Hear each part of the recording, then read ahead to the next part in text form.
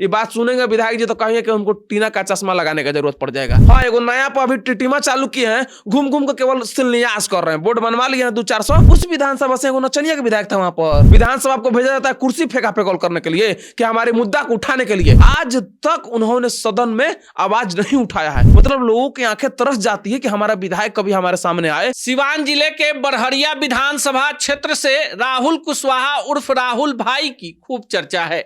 राहुल कुशवाहा बड़हरिया में खूब एक्टिव है, लोगों के सुख दुख के भागीदार बनते हैं। न विधायक है न सांसद हैं, एक साधारण इंसान है। पर जब कोई पटना के पीएमसीएच में क्षेत्र का व्यक्ति भर्ती होता है, उसे खून की जरूरत होती है तो उसे राहुल भाई याद आते हैं, या फिर क्षेत्र की कोई समस्या होती है तो सड़कों पर जन आंदोलन के लिए भी खड़े हो जाते हैं। इस बार बड़हरिया से चुनाव लड़ने की घोषणा कर दी है और आज हमारे साथ हैं, तो पूरी तरह से आज जान लेते हैं कि आखिर बड़हरिया जो 2009 के परिसीमन के बाद से अस्तित्व में आया, क्यों उसे राहुल भाई जैसे जनप्रतिनिधि की जरूरत है। सबसे पहले स्वागत। बहुत बहुत धन्यवाद भैया आपका, और आपके जितने भी दर्शक देख रहे हैं उनको मेरा सादर प्रणाम है। राहुल भाई एक बढ़िया नाम, लोगों के सुख दुख के भागीदार, लोगों के लिए हमेशा लड़ने वाला चेहरा, क्यों लगा 2025 में चुनाव लड़ना चाहिए? देखिए भैया, हम लोग सामाजिक जीवन में पिछले 8-10 साल से लगे हुए हैं, और 2020 का चुनाव जब बीता उस वक्त से मैं कंटिन्यू बड़हरिया विधानसभा में घूम रहा हूँ। वहाँ का स्थिति यह है कि लोग जब समस्या कोई होता है तो वो अपने जनप्रतिनिधि के पास जाता है, और हमारे विधानसभा की समस्या ये है कि वहाँ जनप्रतिनिधि मिलता ही नहीं है। मतलब लोगों की आंखें तरस जाती है कि हमारा विधायक कभी हमारे सामने आए और हम अपना दुख उसको सुनाएं, तो वहाँ विधायक ही नहीं आता है कि जनता अपनी दुख सुनाए। तब लगा कि एक ऐसा विधायक यहाँ होना चाहिए जो जनता के दुख को समझे और सदन में जाकर आवाज उठाए। क्योंकि हमारे विधानसभा से 2 बार विधायक रहे श्याम बहादुर सिंह जी, और वर्तमान में विधायक है बच्चा जी पांडे। उन्होंने आज तक, दोनों विधायक आज तक उन्होंने सदन में आवाज नहीं उठाया है। तो मुझे लगा कि जब तक सदन में बड़हरिया का आवाज नहीं गूंजेगा तब तक बड़हरिया में विकास नहीं होगा। तो जब ऐसा लगा, लोगों ने कहा कि अगर उन सारी समस्याओं का समाधान करना है तो आपको सदन का रास्ता चुनना होगा। तो लोगों के कहने पर मैंने अपना सदन का रास्ता चुनने का तैयार हुआ। 2 बार श्याम बहादुर सिंह और 1 बार बच्चा पांडे, अभी वर्तमान में आरजेडी के हैं। श्याम बहादुर सिंह से शुरू कर लेते हैं। आपने कहा कोई काम नहीं किया, पूरे देश दुनिया में आपके क्षेत्र को उन्होंने चर्चा में ला दिया, क्यों लाया बाकी आप बताएं। देखिए भैया, हम लोग अपने विधानसभा में इस बात को सुनते हैं ना कि विधायक जी यहाँ नाचत में दिखला हन, तो थोड़ा हंसी मजाक में लोग उड़ा देता है। लेकिन जब आपके साथ बैठ के चर्चा करेंगे ना तो आप भी सोच, उस विधानसभा से एगो नचनिया के विधायक था वहां पर। कितना शर्म का विषय है कि हमारा एक ऐसा विधायक था जो नाचते थे। खैर उस पर हम टिप्पणी नहीं करेंगे, बुजुर्ग हैं और वो अभी है ही नहीं। तो मेरे हिसाब से सवाल उसी से होना चाहिए जो सत्ता में है, तो उनकी चर्चा ना ही हो तो बेहतर है। अच्छा, बच्चा पांडे, देखिए बच्चा पांडे जो चुनाव इससे पहले भी वो लड़े, पार्टियां बदलती गई, पर बच्चा पांडे जो हैं वो रह गए, आरजेडी से चुनाव जीत गए। 5 साल में एकदम ईमानदारी से बताइए, विधायक हैं, बहुत सारा फंड है, नीतीश कुमार कहते हैं पूरे बिहार में विकास कर दिया, बड़हरिया में विकास कहाँ भुला गया?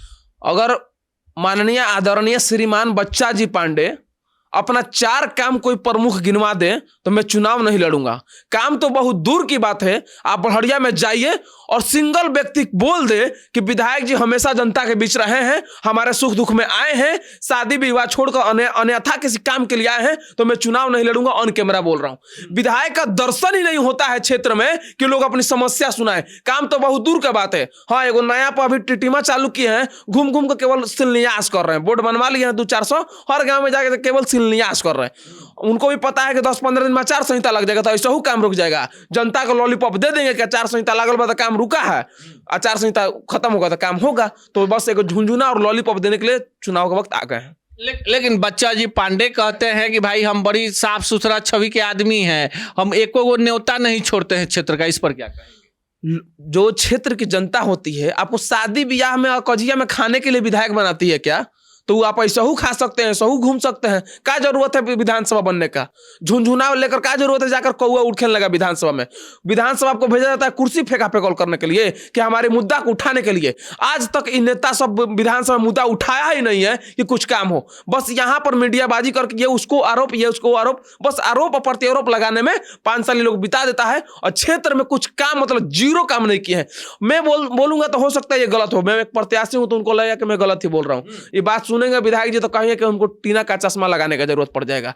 लेकिन आप क्षेत्र में जाइए, बड़हरिया विधानसभा में सिंगल व्यक्ति नहीं मिलेगा, मैं बहुत बड़ी बात बोल रहा हूं, सिंगल व्यक्ति नहीं मिलेगा जो व्यक्ति बोले कि बच्चा पांडे बहुत बढ़िया काम किए हैं, उनको फिर से विधायक बनाना चाहिए। चलिए, बच्चा पांडे काम किए हैं, फिर से उनको विधायक बनाना चाहिए। राहुल भाई को क्यों विधायक बनाना चाहिए? देखिए, हम विधायक बनने के लिए मेरा सपना नहीं है, मेरा सपना है जनसेवा, लोगों की समस्याओं को सुनना। हम नेता बनने नहीं आए, लोगों का बेटा बनकर उनको काम को करने आए हैं। तो घर में कोई बेटा भी होता है ना, तो जब तक उसको उस प्रकार का सुविधा नहीं मिलेगा तब तक वो कार्य नहीं कर पाएगा। तो हम बेटा बनकर अपने जनता को कार्य करने के लिए आए हैं। और बहुत ऐसी समस्या है, उन समस्याओं के लिए हम लोग लड़ते हैं। थाना हो गया, ब्लॉक हो गया, हर जगह भ्रष्टाचार चरम सीमा पे है, तो उसके लिए हम लोग लड़ते हैं। और मेरे लोगों ने कहा बहुत ऐसा समस्या है जिसका हम समाधान कर देते हैं, बहुत सी समस्या है जिसका समाधान नहीं होता है। तो लोगों ने कहा कि उन सारी समस्याओं का समाधान करने के लिए आपको सदन का रास्ता चुनना होगा। तो हम अपने लोगों के कहने पर विधानसभा का चुनाव लड़ रहे हैं। और हम लोगों के पास एक पूरा रोड मैप है कि अगर हम लोग को मौका मिलता है तो कैसे हम लोग 5 साल में विधानसभा को बदल कर रख देंगे। जब चुनाव आता है राहुल जी, हर प्रत्याशी जो चुनाव लड़ता है वो कहता है कि हमारे क्षेत्र में विकास नहीं हुआ, विकास कहीं बीचे में गायब हो गया। लेकिन जैसे ही उसको मौका मिलता है, अगले 5 साल तक उसको ये समझने में समय निकल जाता है कि एक माननीय विधायक का क्या काम है। फिर चुनाव का वक्त आता है तो कहता है कि एक बार और जिता दीजिए, अब की दाव विकास कर दे। इसका 2 कारण है भैया। पहला कारण यह है कि वो व्यक्ति पढ़ा लिखा नहीं है। दूसरा कारण यह है कि जो व्यक्ति वहां रहा ही नहीं है उसको क्या पता है कि वहां की क्या समस्या है। तो हमने पिछले 5 साल में जनता के बीच में एक एक गांव, एक एक गली में मैं गया हूं, वहां का दर्द से वाकिफ हूं, वहां के समस्याओं से वाकिफ हूं। जब मुझे मौका मिलेगा ना तो मैं बड़हरिया की जनता का दर्द बांटने का काम करूंगा। तो मैंने पूरे विधानसभा को अपना परिवार समझ लिया है और उस परिवार के अंदर क्या समस्या है, क्या चीजें चाहिए, मुझे बखूबी पता है। तो हम लोगों ने एक रोड मैप बनाया है कि अगर हम लोग को मौका मिलता है तो क्या करके देंगे। जैसे कि हम लोगों ने रोजगार पर रोड मैप बनाया है, शिक्षा पर बनाया है, स्वास्थ्य पे बनाया है, खेल के क्षेत्र में बनाया है। हम लोग का मैन्युफैक्चरो हम लोगों ने बनाया अपना, कि हम लोग का पहला मैन्युफैक्चरो ये है कि हमारे क्षेत्र में एक यमुनागढ़ देवी मंदिर है, हम लोग उसको पर्यटन स्थल में तब्दील करेंगे। उससे डायरेक्ट और इनडायरेक्ट रूप से वहां डायरेक्ट 1000 लोग को रोजगार मिलेगा। दूसरा हम लोग का लक्ष्य है कि हम लोग 5000 युवा में महिलाओं को रोजगार देंगे। वहां पर अपने विधानसभा में छोटा मोटा लघु उद्योग लगाकर 5000 लोगों को रोजगार देने का काम करेंगे। तीसरा, स्वास्थ्य के क्षेत्र में हम लोग हर एक पंचायत में उप स्वास्थ्य केंद्र बनवाएंगे, जिसमें नहीं है उसमें बनवाएंगे और जो है उसको ढंग से चलवाएंगे। तो जितने भी पंचायत में उप स्वास्थ्य केंद्र होगा और प्रत्येक गांव में एम्बुलेंस सेवा फ्री होगा। शिक्षा का क्षेत्र में हो गया, जितने भी सरकारी स्कूल हैं उसको हम लोग सही ढंग से संचालित करवाने का काम करेंगे और प्रत्येक वर्ष उसमें एग्जाम करवाएंगे। जो भी बच्चे उस एग्जाम में पास होंगे उनको डिग्री तक फ्री ऑफ कॉस्ट पढ़ाने का काम करेंगे। अगला हम लोग काम है कि जितने भी पंचायत हैं, हर एक पंचायत में हम लोग 400 मीटर का रनिंग ट्रैक बनवाएंगे, जहां पर नौजवानों को फिजिकल की तैयारी करने के लिए हर एक प्रकार की सुविधा मिलेगी और बड़े बुजुर्ग सुबह शाम टहल सकेंगे।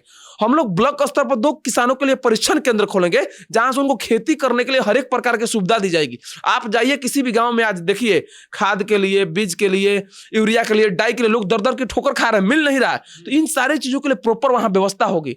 हर एक बाजार पे हम लोग शौचालय बनवाने का काम करेंगे। तो ये 7 काम है हमारा, जिसको हम लोग अगर मौका मिलता है तो 7 काम हम लोग जनता को करके देंगे। चलिए, बड़हरिया विधानसभा क्षेत्र से चुनाव लड़ने की घोषणा करने वाले राहुल कुशवाहा उर्फ राहुल भाई ने अपनी 7 प्राथमिकताएं गिना दी, जिसमें क्षेत्र के पर्यटन स्थल को बढ़ावा देने से लेकर युवाओं को रोजगार देने और जनहित के कई सारे चीजों का स्थायी समाधान करने की बात कही है। अब बड़हरिया जो है वहां पर राहुल भाई उर्फ राहुल कुशवाहा का क्या मतलब होता है वहां के स्थानीय लोग बताते हैं। भले ये जनप्रतिनिधि नहीं है पर अपने क्षेत्र के लोगों से सीधे कनेक्ट हैं, कहीं भी अपनी जान की परवाह किए बगैर आम जनमानस के लिए लड़ जाते हैं। ऐसे युवा ही बिहार का भविष्य है। सियासी राजनीति में, लोकतंत्र में लोग यानी जनता ही मालिक है। अगर आप जग गए तो आपके क्षेत्र को बेहतर प्रतिनिधि मिलेगा। लोकतांत्रिक व्यवस्था में हर किसी को चुनाव लड़ने और अपनी बातों को रखने का अधिकार है। बड़हरिया विधानसभा क्षेत्र से चुनाव लड़ने की घोषणा कर चुके राहुल भाई उर्फ राहुल कुशवाहा की बातों से कितना आप समर्थन करते हैं या कोई सवाल आपके मन में है तो कमेंट बॉक्स में जरूर बताइएगा।